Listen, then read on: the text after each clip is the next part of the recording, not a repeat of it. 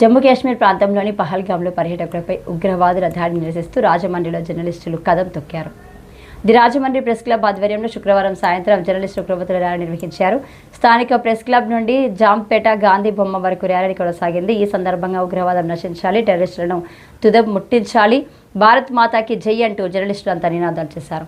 గాంధీ విగ్రహం ప్రాంగణంలో కూడా కొంతసేపు ఉగ్రవాదాన్ని వ్యతిరేకిస్తూ ఆందోళన నిర్వహించారు. అనంతరం అక్కడే ఉగ్రమూకల దాడిలో మృతి చెందిన 28 మంది పర్యాటకుల ఆత్మకు శాంతి కలగాలని కోరుతూ కొద్దిసేపు మౌనం పాటించారు. వారికి సంతాపం తెలియజేసి వారి కుటుంబాలకు సానుభూతిని వ్యక్తపరిచారు.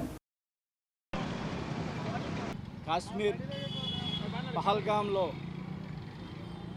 భారతీయులు 28 మందిని దారుణంగా ఉగ్రవాదులు కాల్చి చంపడాన్ని రాజమండ్రి ప్రెస్ క్లబ్ తీవ్రంగా ఖండిస్తుంది. భారతదేశంలో మత సామరస్యానికి ప్రతీకగా భారతదేశం నిలిచింది. అనేక మతాలు, అనేక జాతులు సమ్మేళనంగానే భారతదేశం ఉంది. ఇంతకాలం భారతదేశం వర్ధిల్లింది అనడానికి అదే కారణం. అటువంటి మతాల మధ్య చిచ్చు పెట్టి సఖ్యత లేకుండా చేసి విచ్ఛిన్నం చేయాలనే ప్రయత్నాన్ని దాయాది దేశాలు చేస్తున్నాయి. ఉగ్రవాదాన్ని ప్రోత్సహించి భారతదేశం మీదకి ఏదో ఒక సందర్భంలో దాడులు చేయించి అనేక మంది భారత పౌరుల్ని చంపేస్తున్నారు. దీన్ని తీవ్రంగా రాజమండ్రి ప్రెస్ క్లబ్ పక్షాన తీవ్రంగా ఖండిస్తున్నాం.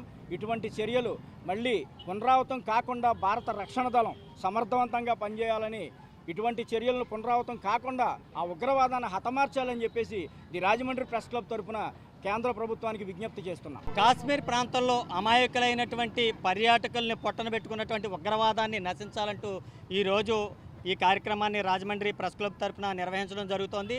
ఏది ఏమైనప్పటికీ ప్రశాంతమైనటువంటి భారతదేశాన్ని విచ్ఛిన్నం చేయడానికి ఇక్కడ అరాచక శక్తులు, పాకిస్తాన్ అరాచక శక్తులు ఏవైతే ఉన్నాయో అవి కొన్నాళ్లుగా స్తబ్దతగా ఉంటూ రెక్కీలు నిర్వహించి ఇలా అమాయకుల్ని బలి తీసుకుంటున్నటువంటి పరిస్థితులు ఉన్నాయి.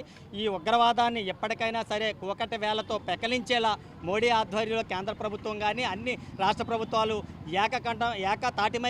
తాటిపైకి వచ్చి, అలాగే ఇతర దేశాలు కూడా అన్ని ఏకతాటిపైకి వచ్చి ఉగ్రవాదాన్ని అణిచివేయాలని ఈ సందర్భంగా మేము విజ్ఞప్తి చేస్తున్నాం, డిమాండ్ చేస్తున్నాం.